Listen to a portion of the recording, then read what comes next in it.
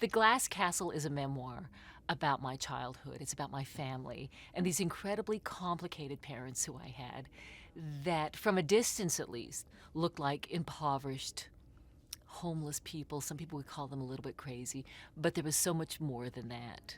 And when I sat down to tell my story, I thought, nobody's going to get this. It's so complicated, it's so weird. And one of the many blessings of having told my story is that people not only get it, they sometimes get it even more than I do. And there are so many people out there with stories that, if not identical to mine, at least enough that they can relate to.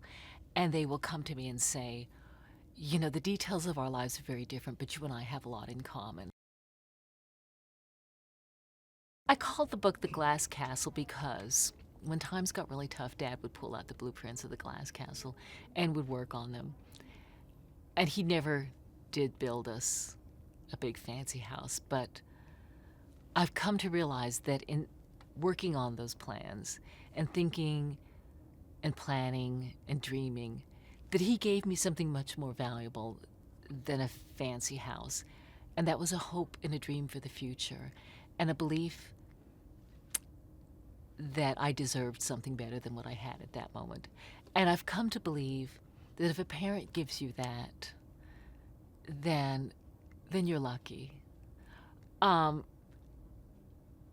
also come to believe that in a way the Glass Castle was built, because what it was about was the future and a place in the world, a place of pride.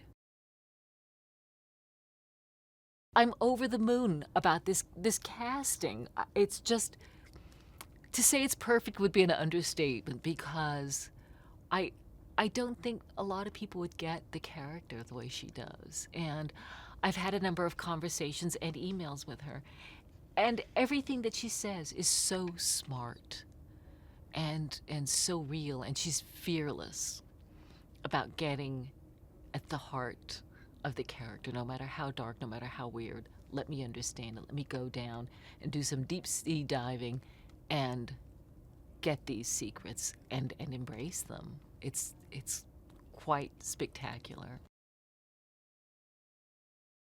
Woody is bringing to this role a stunning level of humanity, of hope and compassion and care and intelligence. This is not an easy role. This is not a one or two dimensional character.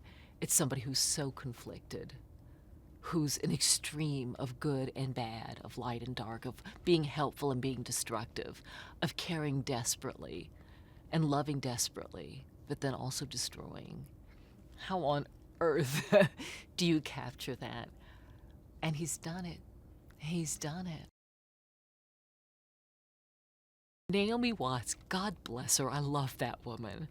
She worked so hard to understand this woman, who is a bundle of contradictions, and I mean wild contradictions. And she came at it from different angles, and she was relentless in getting inside, and now she's got it. She has got it. She understands this woman. And when I knew that she had it, she said, I love this character. I think that Destin has an overwhelmingly stunning talent. I think he's such a genius. He's so smart. He sees everything. Nothing gets by him. But perhaps even more important than his intelligence is his incredible kindness.